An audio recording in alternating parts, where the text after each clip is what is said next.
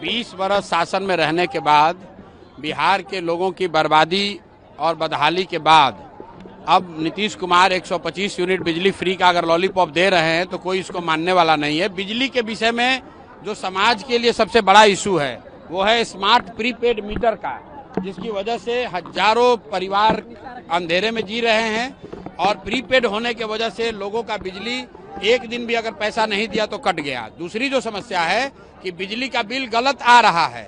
आप बताइए, अगर 100 रुपए के बजाय 500 रुपए बिल आए और फिर उसमें 100 यूनिट आप फ्री कर दीजिए, उससे फायदा क्या है? लोगों का तो उससे नुकसान है। जनता इस झांसे में आने वाली नहीं है। नीतीश कुमार की विदाई तय है।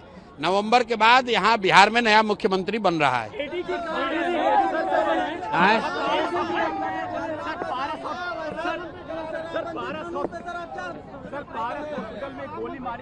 भाई देखिए, पारस हॉस्पिटल में जो गोली चली है, हत्या हुई है, अभी कल भी मैंने आप लोगों को कहा है कि बिहार में कानून व्यवस्था की स्थिति लगातार बिगड़ेगी, अभी और बिगड़ेगी।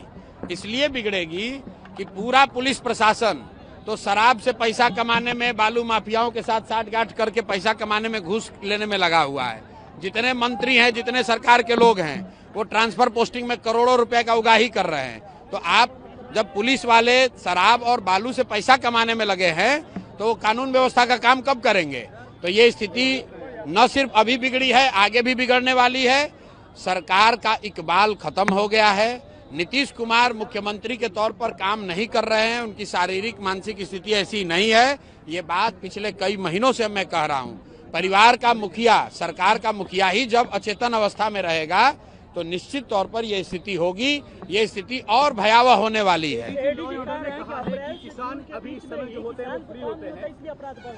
अब एडीजे लॉ एंड ऑर्डर को अगर ऐसा लग रहा है कि किसान जो है वो फ्री है इसलिए अपराध कर रहा है, तो ये उस अफसर की मानसिकता को दिखाता है, सरकार की मानसिकता को दिखाता है और ये बताता है कि बिहार में स्थिति दिनों दिन क्यों खराब हो रही है।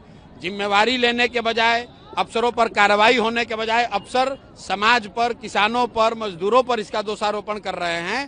पारस हॉस्पिटल में जहां पर यह हत्या हुई है वो कोई किसान जाकर थोड़ी ना मारा है। वीडियो जारी हुआ है, देख लीजिए। बाजाप्ता लोग 5 गन लेकर जा रहे हैं और जींस पैंट से और शर्ट से निकाल कर मार रहे हैं। और एडीजी लॉ एंड ऑर्डर को किसान खेत में रोपनी करने वाला दिख रहा है तो उनको आंख की जांच कराने की जरूरत है। खान सर ने कहा है कि शराबबंदी की बात करने वाले लोग बेशर्म हैं। अब ये खान साहब का अपना ओपिनियन हो सकता है। कल प्राइम मिनिस्टर मोतिहारी आ रहे हैं, क्या कुछ कहेंगे आप? क्या डिमांड है? भाई प्राइम मिनिस्टर साहब मोदी जी चौथी बार आ रहे हैं। हर बार पिछले 3-4 महीने से मैं यही कह रहा हूं कि मोदी जी को बिहार में ये बताना चाहिए कि हम लोग की शिक्षा व्यवस्था कब सुधरेगी। मोदी जी को ये बताना चाहिए कि बिहार से पलायन कब रुकेगा। मोदी जी को ये बताना चाहिए कि यहाँ रोजगार फैक्ट्री कब होगा ताकि बच्चों को गुजरात और महाराष्ट्र 10-12 हजार रुपए के लिए न जाना पड़े। बाकी की जो बात कर रहे हैं मोदी जी, एक ट्रेन दे देंगे, एक रोड बना देंगे, इसकी हम लोग को जरूरत नहीं है। ये हम लोग सब अपने से कर सकते हैं। हम लोग के बच्चों के लिए रोजगार होना चाहिए, पलायन बंद होना चाहिए। 2 रुपया कम मिले लेकिन बच्चे अपने परिवार के साथ रह सके, लोग अपने परिवार के साथ रह सके, पढ़ाई कर सके, रोजगार कर सके। लोगों की ये इच्छा है। और आपने अभी सभा में देखा, मैंने पूछा भाई अगर वोट बिहार का है तो फैक्ट्री कहाँ लगना चाहिए? लोगों ने कहा बिहार में लगना चाहिए।